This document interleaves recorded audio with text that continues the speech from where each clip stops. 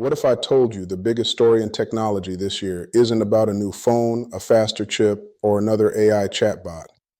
What if it's about bodies, metal and plastic bodies learning to move through our world? And what if the place driving that story forward, faster than most of us in the West have even noticed, isn't Silicon Valley? It's China. And they're not just building better robots. They're building a different future, one affordable, dancing, car-pulling humanoid robots at a time. Before we dive in, I want to be clear about what this is. This is an analytical deep dive. We're going to look at public announcements, corporate strategies, and economic data to understand a major technological and geopolitical shift. This is about analysis and informed perspective based on what's being reported. It's not investment advice. It's not an endorsement of any single system. And my goal here is to understand the why and the what next, not just the what.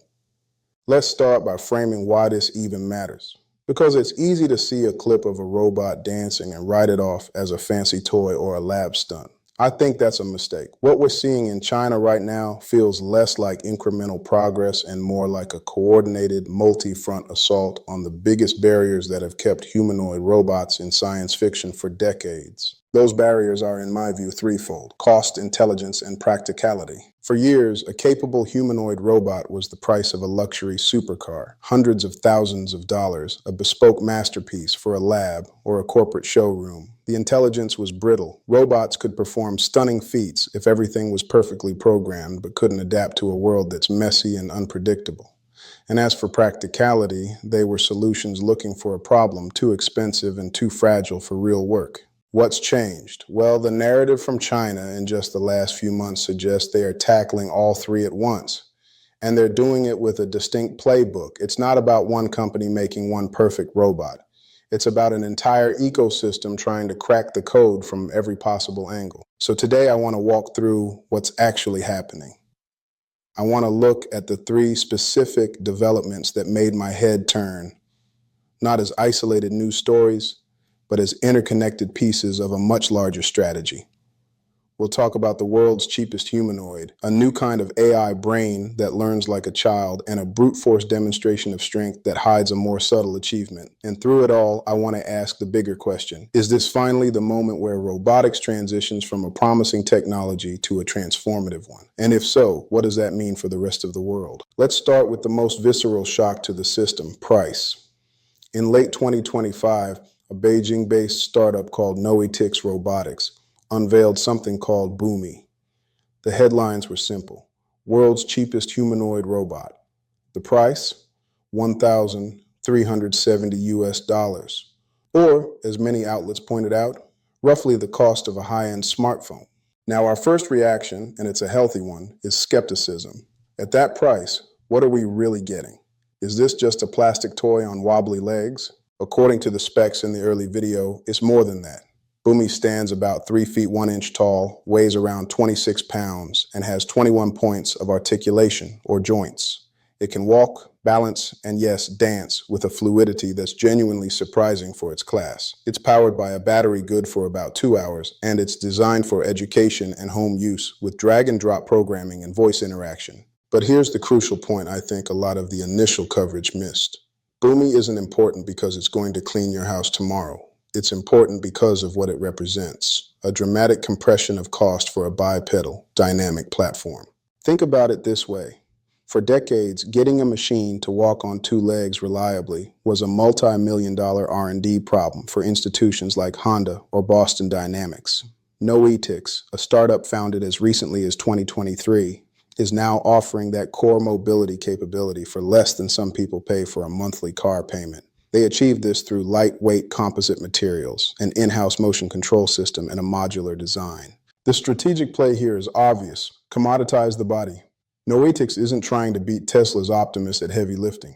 They're opening a new category. By pricing Bumi under 10,000 yuan, they're targeting a massive domestic market of schools, hobbyists, and developers. They plan to open pre-orders during China's biggest online shopping festivals, treating it like a consumer electronics launch. This is how you build an ecosystem. You flood the zone with affordable hardware. You get 10,000 Bumis into coding classrooms and university labs. What happens? You create a generation of engineers and programmers who think in terms of humanoid motion as a default. You generate a tsunami of real-world movement data from all these platforms. You essentially outsource a huge part of your R&D to your own user base. It's a strategy we've seen before with PCs and drones, and now it's being applied to humanoids. This isn't happening in a vacuum. Noetix's earlier model actually participated in a half marathon for humanoid robots, which leads me perfectly to the second part of China's strategy, the relentless public and often brutal testing of these machines. If Bumi is about democratizing the hardware, then what's happening in arenas and labs across China is about forging the software and the control systems in the most demanding fires imaginable.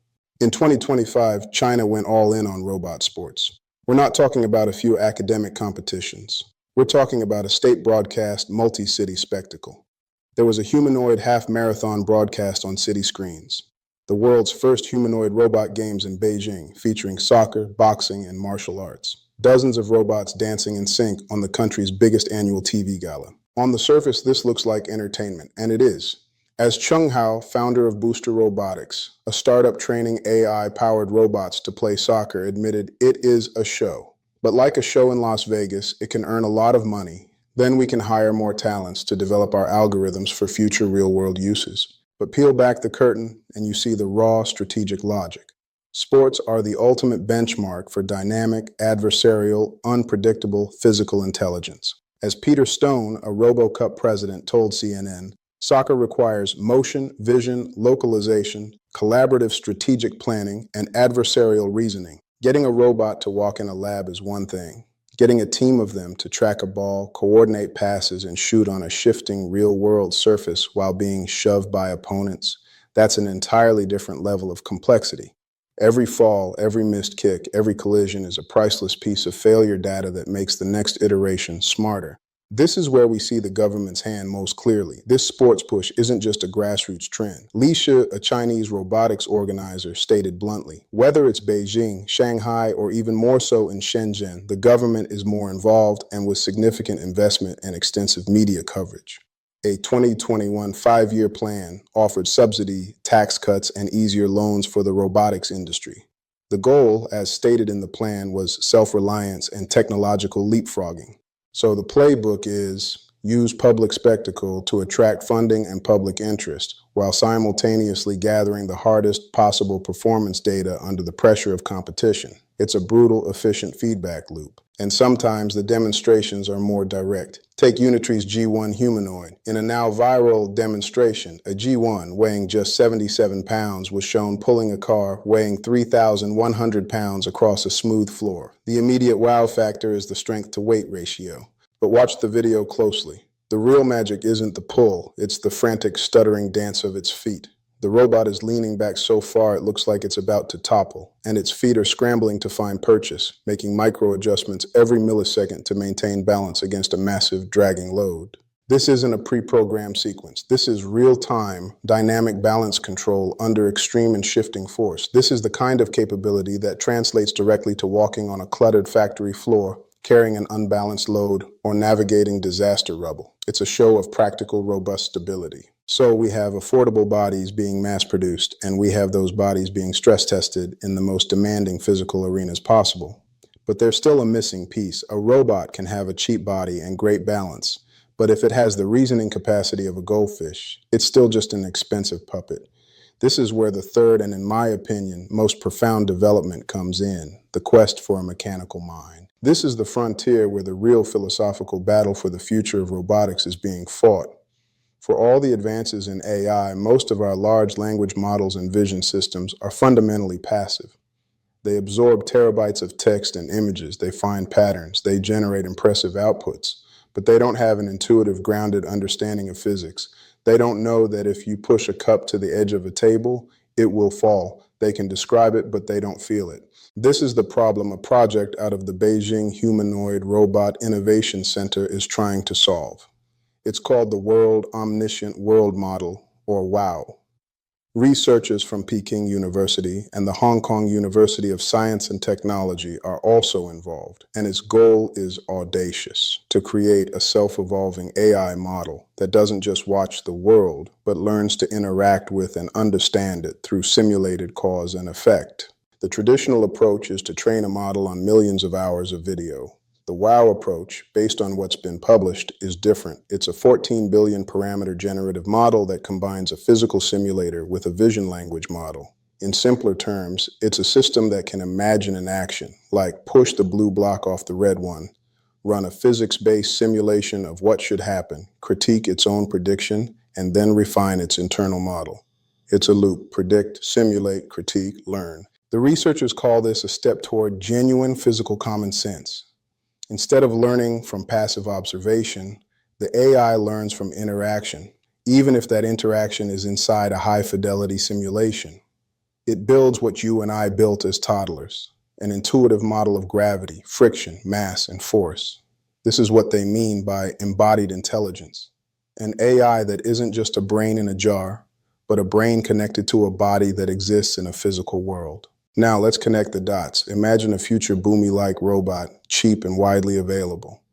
Its movements have been refined by the brutal, real-world data from robot soccer leagues and marathons. And its brain is powered by a WOW-like model that gives it a robust, intuitive understanding of its environment. You start to see the contours of a completely different robotics paradigm emerging from China. It's a paradigm built on volume, on relentless real-world testing, and on solving the common-sense AI problem. It's less about building one perfect million-dollar android, and more about creating a scalable pipeline for capable, affordable, and increasingly intelligent physical agents.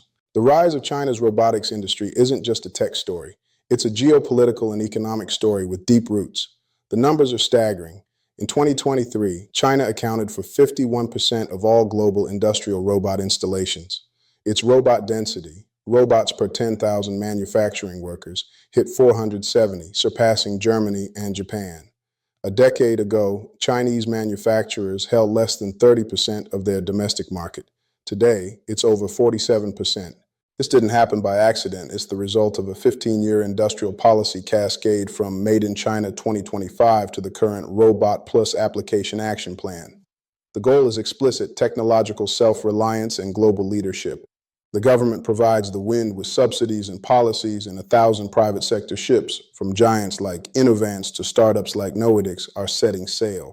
The economic driver is equally powerful. Look at the demographics. China's working-age population is shrinking. The cost of labor is rising. Automation isn't a luxury. It's a necessity to maintain manufacturing dominance. Robots solve the 4Ds: dirty, dangerous, dull, and dedicated tasks. And now, this industrial powerhouse is turning its focus to the next frontier: general-purpose humanoids. The ambition was on full display at CES 2026, the huge tech show in Las Vegas. Chinese firms made up over 55% of the humanoid robot exhibitors. Companies like Unitree and Agibot weren't just there as curiosities, they were there as commercial players seeking global partnerships and customers. This points to a potential future where China doesn't just use more robots than anyone else, but exports the core platforms, components, and AI models that define the next generation of automation. With over 190,000 robotics patents, about two-thirds of the global total, they are building an intimidating intellectual property moat. The flood of cheap hardware creates a massive data flywheel. The sports and stress testing rapidly refine mobility and low-level control. And the investment in world models like WOW gradually cracks the physical reasoning problem, eventually synergizing with parallel breakthroughs in tactile sensors and robotic hands. In the future, humanoids will find niche applications in logistics, entertainment, and public-facing roles. But the dream of a general-purpose domestic or workplace helper remains elusive for another decade or more. China's lead in cost and volume gives it a strong position in these niche markets. The real takeaway for me is this: the center of gravity for one of the 21st century's most transformative technologies is shifting. The conversation is no longer just about what a robot can do in a demo video. It's about how many robots you can build, how cheaply you can build them, how hard you can make them learn from the real world, and what kind of society you build around them. And on all those fronts, China is currently writing the playbook. The rest of the world is going to have to decide how to respond. If you found this deep dive into the strategies and stakes behind China's robotics push helpful, do me a favor and hit the like button. It really helps the channel. Let me know in the comments below about the future of humanoid robots and why. Don't forget to subscribe and hit the notification bell so you don't miss our next analysis. Thanks for watching, and I'll see you in the next one.